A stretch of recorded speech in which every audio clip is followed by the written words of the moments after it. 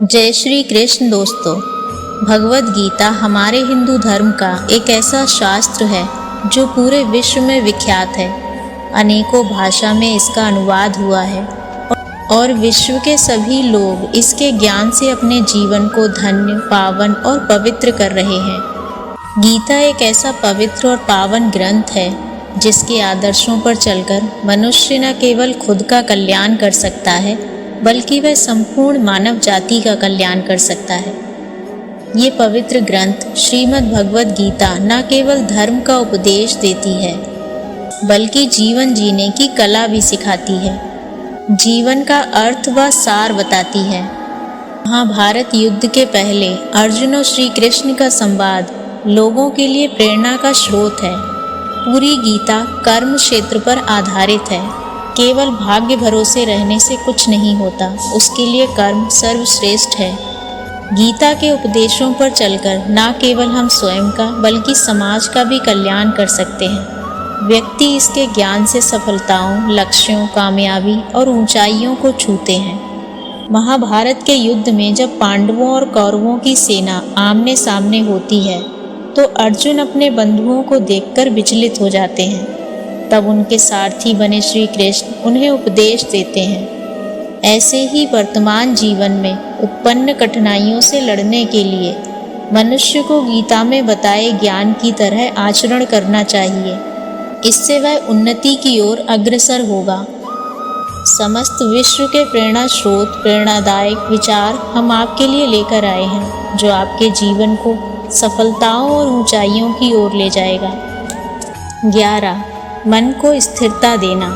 गीता में कहा गया है कि अगर हमने अपने मन पर काबू कर लिया तो समझो जीवन की हर समस्या का समाधान हो गया। मन ही हमारी बाधा है और मन ही पथगामी भी है, इसलिए इसकी लगाम ढीली नहीं छोड़नी चाहिए। 10. क्रोध पर नियंत्रण।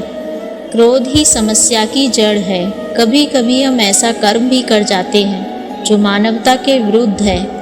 गीता में कहा गया है, क्रोध से भ्रम पैदा होता है, भ्रम से बुद्धि व्यग्र होती है, जब बुद्धि व्यग्र होती है तब तर्क नष्ट हो जाते हैं और जब तर्क नष्ट हो जाते हैं तो व्यक्ति का पतन शुरू हो जाता है। इसलिए शत्रु पर विजय पानी अति आवश्यक है।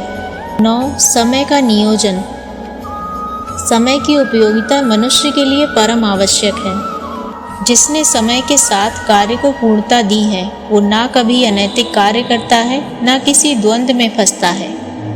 8. नजरिया से बदलाव। जो ज्ञानी व्यक्ति ज्ञान और कर्म को एक रूप में देखता है उसी का नजरिया सही है, इससे वो इच्छित फल की प्राप्ति कर सकता है। 7. मन पर नियंत्रण आवश्यक। मन पर नियंत्रण करना बेहद आवश्यक है। जो व्यक्ति मन पर नियंत्रण नहीं कर पाते उनका मन उनके लिए शत्रु की तरह कार्य करता है और बनते काम भी बिगड़ जाते हैं। 6. आत्ममंथन करना चाहिए।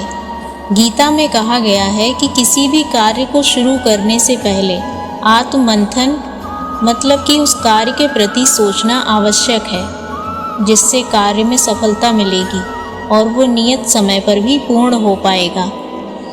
इसीलिए व्यक्ति को आत्ममंथन करना चाहिए।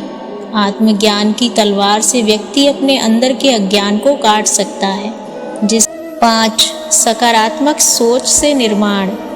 अगर अधिक पाना है और सबसे आगे रहना है तो सोच को अधिक तीव्र करना होगा। सकारात्मक सोच से ही मस्तिष्क का विकास हो पाएगा। मनुष्य जिस तरह की सोच रखता है वैसे ही वह आचरण करता है। अपने अंदर के विश्वास को जगाकर मनुष्य सोच में परिवर्तन ला सकता है जो उसके लिए और देश तथा समाज के लिए कल्याणकारी होगा। 4. कर्म का फल। गीता का महा उपदेश यही था कि फल की अभिलाषा वही करता है जो कर्म नहीं करना चाहता, लेकिन जो कर्म को ही लक्ष्य बनाता है उसे सब कुछ प्राप्त स्वतः ही हो जाता है। गीता में भगवान श्री कृष्ण जी यही कहते हैं, मनुष्य जैसा कर्म करता है उसके अनुरूप ही फल की प्राप्ति होती है, इसीलिए सद्कर्मों को महत्व देना चाहिए। 3. मन को ऐसे करे नियंत्रित। कहावत आपने सुनी होगी, मन तो बंदर है, जिसके अंदर स्थायित्व तो नहीं है, वो चंचल है, उसको काबू करना परम आवश्यक है। मन चंचल होता है, इधर उधर भटकता रहता है, लेकिन अशांत मन को अभ्यास से वश में किया जा सकता है। मन के हारे हार है, मन के जीते जीत। 2. सफलता प्राप्त करने की नीति। गीता को सफलता की कुंजी भी बताया गया है, जिसके मनन से मनुष्य जो चाहे प्राप्त कर सकता है, यदि वो विश्वास के साथ इच्छित वस्तु पर लगातार चिंतन करे तो उसे सफलता प्राप्त होती है। 1. तनाव से मुक्ति। गीता में तनाव से मुक्ति के बारे में भी बताया गया है, क्योंकि तनाव व्यक्ति की सोच, समझ और ज्ञान को नष्ट कर देता है। इस संसार में कुछ भी स्थायी नहीं है। संतुष्ट मन इस विश्व का सबसे बड़ा धन है। कर्म किए जाओ, फल की चिंता मत करो। भगवान प्रत्येक वस्तु में, प्रत्येक जीव में मौजूद है। आत्मा अमर है, इसीलिए मरने की चिंता मत करो। आत्मा का अंतिम लक्ष्य परमात्मा में मिल जाना होता है। इंसान नहीं, उसका मन किसी का दोस्त या दुश्मन होता है। बड़प्पन वो गुण है जो पद से नहीं, संस्कारों से प्राप्त होता है। व्यक्ति या जीव का कर्म ही उसके भाग्य का निर्माण करता है। वर्तमान परिस्थिति में जो तुम्हारा कर्तव्य है, वही तुम्हारा धर्म है। ये मन बहुत चंचल है, जो इंसान के दिल में उथल पुथल कर देता है। जब वे अपने कार्य में आनंद खोज लेते हैं, तब वे पूर्णता प्राप्त करते हैं। प्रबुद्ध व्यक्ति के लिए गंदगी का ढेर, पत्थर और सोना सभी समान है। धर्म केवल कर्म से होता है। कर्म के बिना धर्म की कोई परिभाषा ही नहीं है। अहंकार करने पर इंसान की प्रतिष्ठा, वंश, वैभव तीनों ही समाप्त हो जाते हैं। जीवन में कभी किसी से अपनी तुलना मत कीजिए। आप जैसे हैं सर्वश्रेष्ठ हैं। बुरे कर्म करने नहीं पड़ते, हो जाते हैं, और अच्छे कर्म होते नहीं, करने पड़ते हैं। बुद्धिमान व्यक्ति को समाज कल्याण के लिए बिना आसक्ति के काम करना चाहिए। स्वार्थ संसार का एक ऐसा कुआं है, जिसमें गिरकर निकल पाना कठिन होता है। सेहत के लिए योग, किसी की ज़रूरत पर सहयोग, दोनों से ही जीवन बदलता है। आत्मज्ञान की तलवार से काटकर अपने हृदय से अज्ञान के संदेह को अलग कर दो। बहुत विनम्रता चाहिए रिश्तों को निभाने के लिए। छल कपट से तो सिर्फ महाभारत रची जाती है।